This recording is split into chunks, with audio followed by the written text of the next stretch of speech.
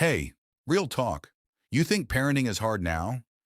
Imagine doing it with zero hospitals, zero baby formula, zero diapers, and a very real chance that a predator is lurking outside your shelter tonight. That was just Tuesday for our ancestors. But here's what's wild. They didn't just survive raising kids. Scientists are now discovering they actually got a lot of things right. Things we're only just figuring out today. So let's go back, way back, and break down exactly how ancient humans raised their children. Okay, so first thing you need to understand is that ancient parents were not doing this alone. Like, not even close. Researchers at the University of Utah found that ancient mothers formed cooperative groups to raise their children together. And this wasn't just a nice community thing, it was literally a survival strategy. You've heard the phrase, "it takes a village to raise a child"? That wasn't just a nice saying. That was literally the parenting system. In prehistoric communities, raising children was a full group effort. Older kids helped with younger ones, adults shared resources, and responsibilities were split across the whole tribe. If you were a kid back then, basically every adult around you was your parent in some way. And honestly, that probably saved a lot of lives. Now here's something that might surprise you. Ancient humans never put their babies down. And I mean that literally. There were no cribs, no bouncers, no put the baby down and take a break culture. Skin-to-skin contact and physical closeness were absolutely central to early child rearing.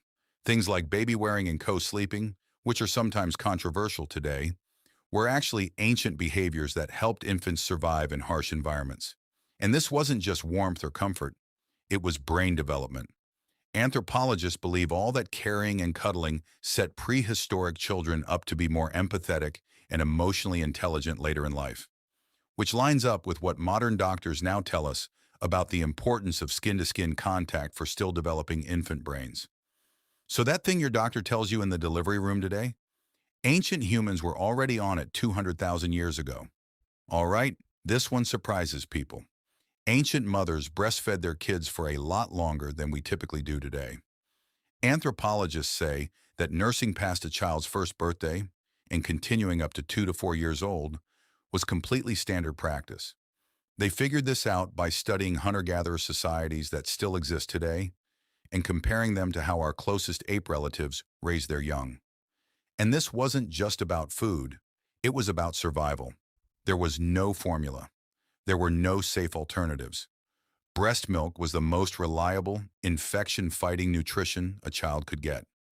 It wasn't until around 5,000 years ago that prehistoric parents in Europe started using clay vessels, basically the world's first baby bottles, to supplement breast milk with cow's milk and begin weaning earlier.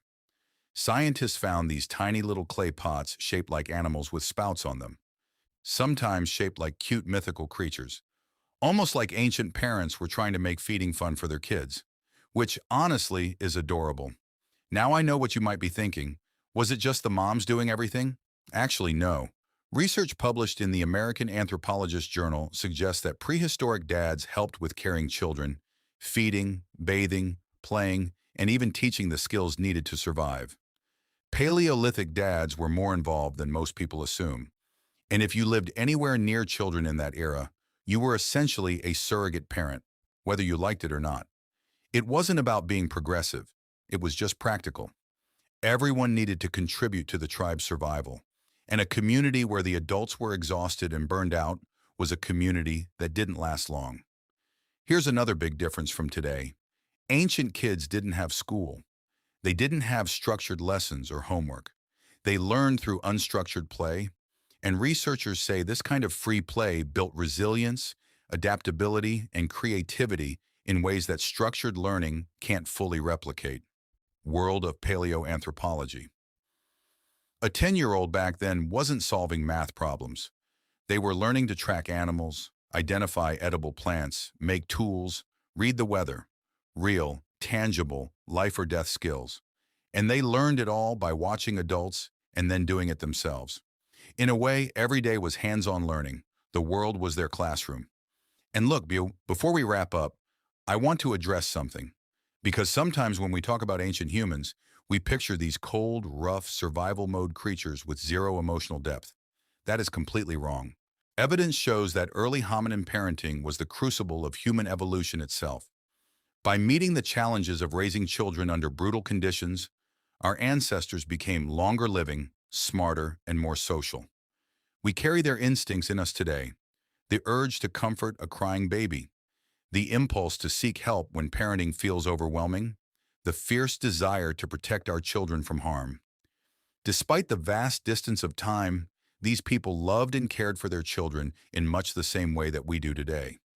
So next time someone tells you that modern parenting is totally different from how humans have always done things, you can hit them with this: the village, the constant closeness, the responsive care, the involved fathers, the communal raising of kids. We didn't invent good parenting. We just forgot some of it. If you found this interesting, drop a like and tell me in the comments which part surprised you the most. I'm reading every single one. See you in the next one.